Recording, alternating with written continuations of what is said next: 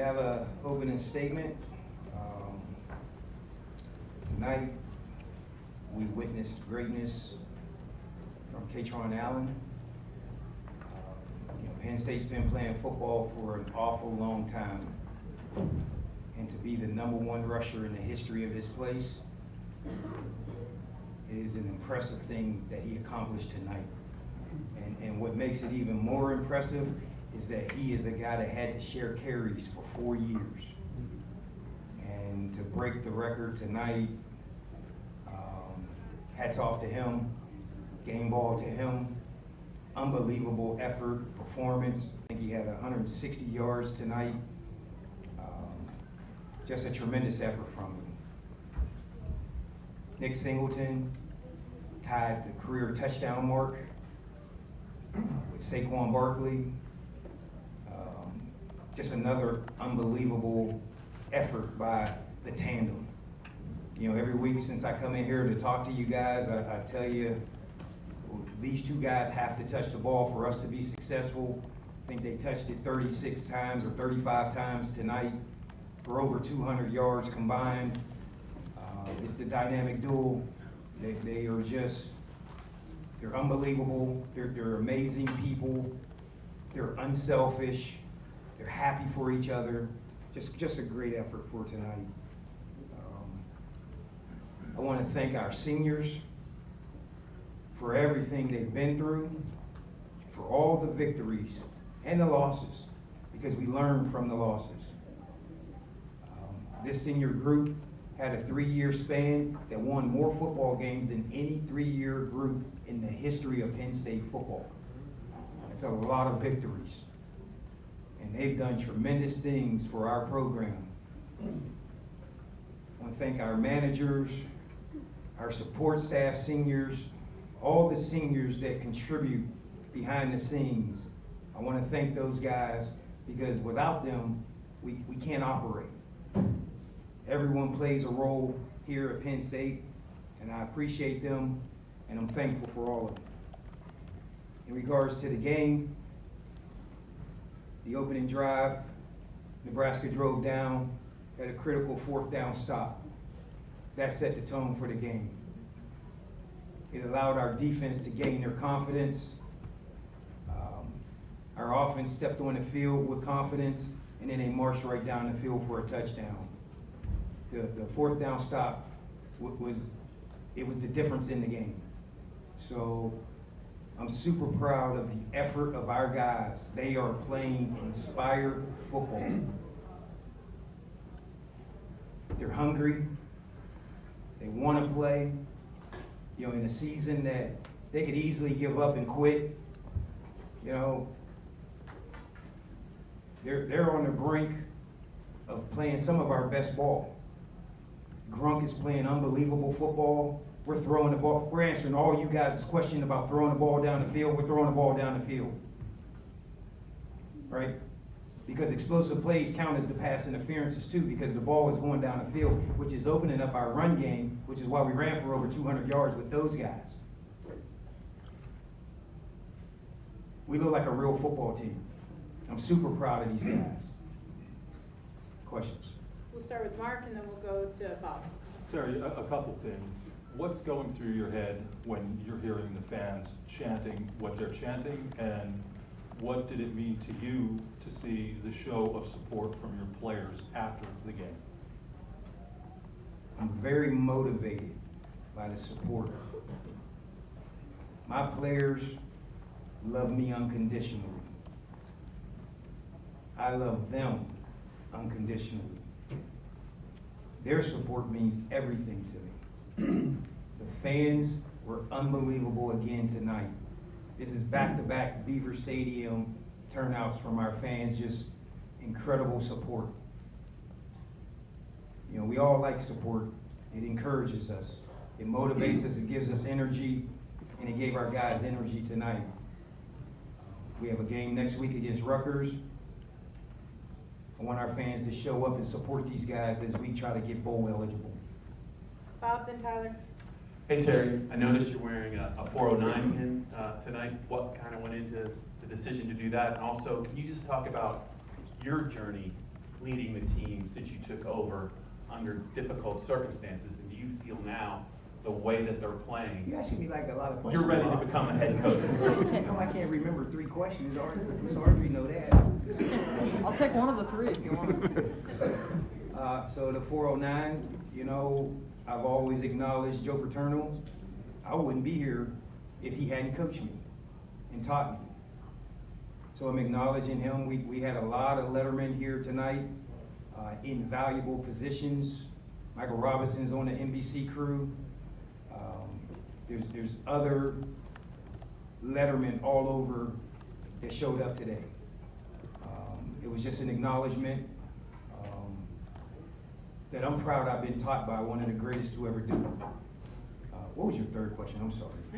Your journey the last 5 games, what have you learned about yourself, and do you feel now that you're comfortable, do you think you're ready to become a head coach, permanently?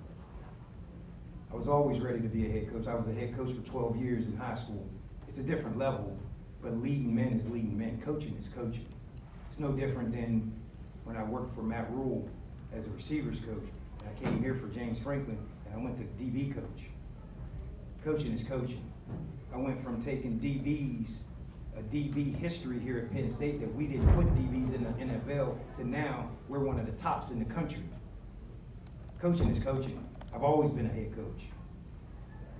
So I'm very confident in what I do. God's blessed me. My mom has anointed me. My wife keeps a covering over me. I have gifts that I don't even realize I have. Tyler and then Rich. I'm a leader of men. You guys see it. You're witnessing it every day. Tyler and then Rich. Thanks, Terry. You mentioned Michael Robinson back here. Mentioned Michael Robinson on the broadcast today. Our own Neil Riddell from the Beat passed this along. We were watching the game from the press box, but he quoted him as saying he's spoken with hundreds of former players, and quote, every single one of them feels like they want to endorse you to be the next head coach at Penn State. A lot of guys that have been through this building, some of them you played with, some of them you coached.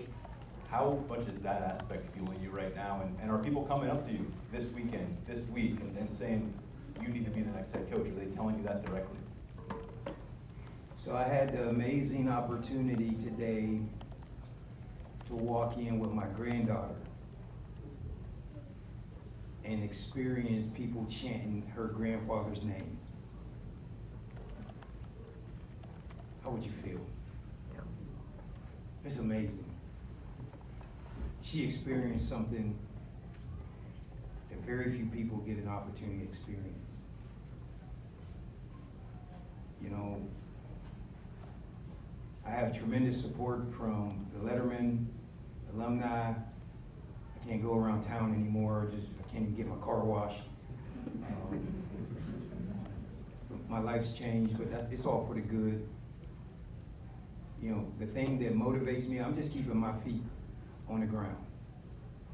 I'm gonna get this team ready to go beat Rutgers next week. My resume is on display every day that you guys watch us on Saturday. Tell me what you think. Rich, then Pickle. Terry, you mentioned that Kaytron and Nick's unselfishness, and I just would like to know, how does that impact their teammates, younger teammates, older teammates, and how has that affected the program these last 4 years? So a couple things. Those guys are tone setters for the team for unselfishness. This is the ultimate team sport. We need each other to have any success. Another thing that's happening, since I've taken over, is my level of accountability to our team. Whether it's coaches, players, staff, everyone's accountable. And no one can fall short. And I call it out. And I call it out in our team meetings, our staff meetings, in front of everyone. And no one wants to be called out. And I make a point to call out our best players, because they have to be accountable. They have to give this team more. And that's what you're witnessing these last few weeks. Our best players are giving us more. That is the difference in winning now and why we weren't winning earlier. Pickle and then Allen. Coach, thanks for your time. Why do you think that is? What's switched in recent weeks since you took over that has put the players in the position to do what they've done that maybe they weren't doing before? I think we have a true identity.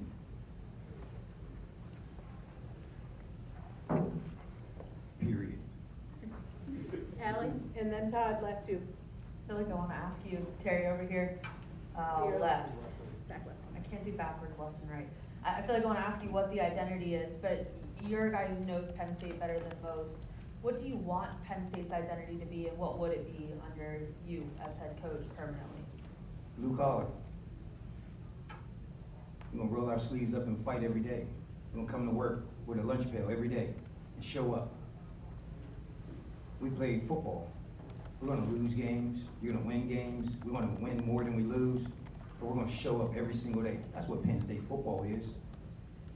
We fight together, we fight for one another. We're not conditional love, we're unconditional. Through the thick and thin, through the storm, through the sharpener. We'll go back and get the sharpener back out and get it ready for next Saturday. Last question to Todd, and the same in the back left. Terry, I wanted to ask you, there's a lot of players. Just in case y'all didn't think I had it. Carrying this the rest of my life as a head coach. Terry, right here, same area, over here back left. There we go. A lot of players obviously played their last game here at Beaver Stadium, but there's a lot of staff members that aren't sure what their next step is, and they're in limbo like you. What is your message to them? What kind of communication are you giving them as they're trying to figure out their futures as well? And how much did you absorb the moment tonight? Yeah, for the seniors, it's everything. You know, we wanted to write a script, right? We talk about the pencil and the pencil sharpener, right?